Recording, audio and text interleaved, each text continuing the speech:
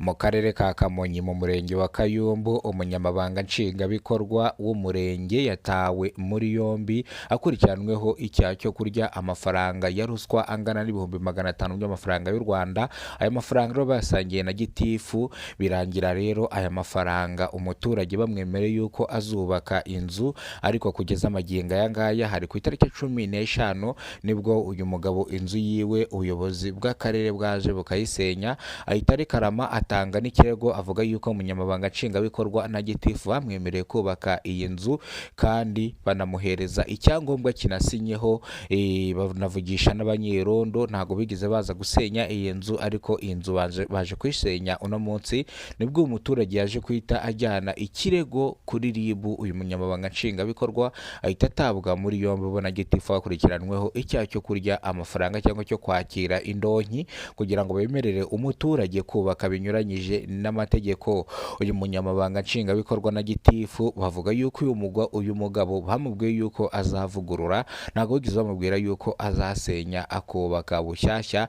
Bivuze ngo nawe ibyo yakoze yarenze ku mabwiriza cyangwa yarenze ku masezerano. Iwe yivugira yuko bamubwiye ngo asenye yongere yubake ngo nta kibazo na kimwe gihari. Abanyerondo barabizi ndetse n'abandi bayobozi barabizi, ahubwo icyo bamusabye ni udufaranga arangije aratubahereza. Magingo aya ngaya rero inzu y'uno mugabo yahiritswe, ahita atanga ikirego avuga yuko afite uburenganzira bwo kubaka, atazi impamvu bamusenyeye, ariko bamubwiye yuko iyo nzu yayubatse mu buryo binyuranyije n'amategeko kandi nta cyangombwa abifitiye.